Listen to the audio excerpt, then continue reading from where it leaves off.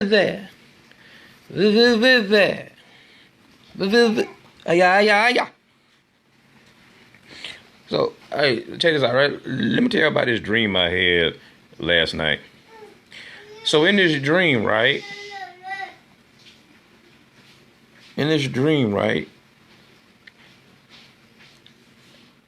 At first, I didn't know where I was. All I know was that I was standing beside somebody. And this somebody, I knew it was a male, but I still don't know who he is to this day. I saw him, but I didn't see him. We all know how weird dreams is, as far as people goes. Some people you recognize, some people you don't. Anyways, I knew that it was a dude, right? I knew it was a dude. So we were looking up in a tree. And he was like, look at that snake up there. And I was looking up in the tree and I saw this snake, but it wasn't, if you will, an ordinary snake. And when I say it wasn't an ordinary snake, I don't consider pythons ordinary snakes, if you will. It was a python, but the python had done shed its skin. Okay. And the skin was hanging in the tree. It was hanging down. It wasn't horizontally. Horizontally, it was. I guess is that vertical? Yeah. Vertical. So, anyways, yeah, it was hanging out. Yeah, vertical. So, anyways, then I happened to look to my right, and I saw the snake hanging down vertical, but it was on a branch that looked it like the branch could not support the python. Okay. People call them boa constrictors. Okay. Anyways, the branch looked it like that it could not hold the python, but yet the python was still on the brittle branch. Finally, the python dropped to the ground. When the python dropped to the ground, it went underground. Okay? If you ever seen the movie Tremors, you know what I'm talking about. So anyways, the python went underground, right? So when the python went underground, it grabbed another, I don't know whether it was another snake or I know it was some type of creature, animal, if you will. And the python began to eat this other creature. Well, once the python got full, it went back underground and it came back towards me.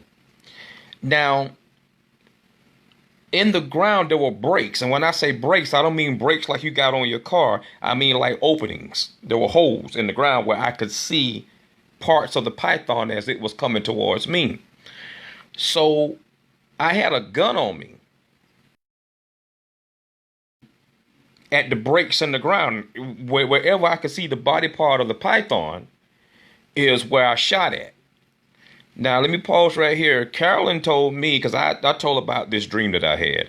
Carolyn told me that it is said that if you kill a snake, how did you put that? Because I don't want to lie. That if you kill a snake in your dream, you've defeated your enemy. Okay, so Carolyn told me that if you defeat a snake in your dream, right, that you defeated your enemy? Right. Okay, so I'm shooting towards the ground wherever I see pieces of the snake at, parts of the snake at. Like I said, there were breaks in the ground, like holes in the ground. So anyways, I shot 3 times, bam, bam, bam. Finally, the snake stopped moving. I knew it was dead. It stopped moving completely. So all of a sudden, the dream changed. And when the dream changed, I was on my grandma's porch, Miss Hager Mungeon. I was on my grandma's porch, and I knew that it was my grandmother's porch. And because there was a tree that was out in my grandmother's yard that my granddaddy used to sit up under all the time. My uncle Rochelle, may God rest his soul, used to sit up under. I used to sit up under, a lot of people used to sit up under this tree. It was an oak tree. And a lot of people, a pecan tree, because it grow pecan, whatever. So anyways, a lot of people used to sit up under this tree, right? So I was on my grandmother's porch, and I looked up at the tree, and all I saw was pythons. That's all I saw was pythons in the tree. Some of them were hanging down like this, and some of them were slithering on brittle branches. But they were moving. Now, these pythons was as big as I don't know what. But they were able to somehow move. Excuse me. They were able to somehow move on these brittle branches. I couldn't understand that.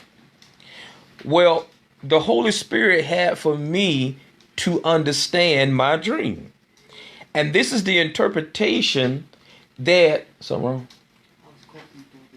Oh, this is the interpretation that I received from the Holy Spirit. Now, I have asked the Lord that if this interpretation is wrong, to forgive me and correct me, because I don't ever want to say anything concerning the Holy Spirit and it's false. Period. I'm not a prophet. Okay, I'm not a preacher. I'm not any of that. Okay, but the interpretation of the dream that was placed in my spirit is that the tree represented the family. Okay, grandma's house, grandma represents the family. Okay, the tree represents the tree. Okay, family tree. Okay. The snakes represents the two-legged snakes that's in this family. Okay? I have, through the power of the Holy Spirit, and this is the interpretation that I got from the Holy Spirit, so don't blame me. I have, through the power of the Holy Spirit, defeated one of those snakes in our family. And I do not mind calling his name, Terry Mungeon. Period. When I stood up to him under the power of the Holy Spirit, I'll say this again. When I stood up to him under the power of the Holy Spirit, something broke inside of me. And I know it because I used to carry around this weight of fear of him. Okay, I used to carry around this weight of fear. But it was only when the Lord had for me to stand up back in 2000 that I broke those chains off of me. Okay. So the interpretation of the dream that the Holy Spirit gave to me was that the tree represents the family tree. And the snakes are the two-legged snakes that's in this family. And it's up to the ones who are willing to stand up and break those chains. It is up to me. It is up to you. It is up to all of us to break those chains, because I am telling you, there are two-legged snakes in this family. And the only way that they are holding on to this family is by the weak ones in this family. So it is up to us to find those snakes, chop them off at the head, and let's have church. My name is Maurice Mungeon. This has been One Man's Truth and Truth. God and myself approve this message.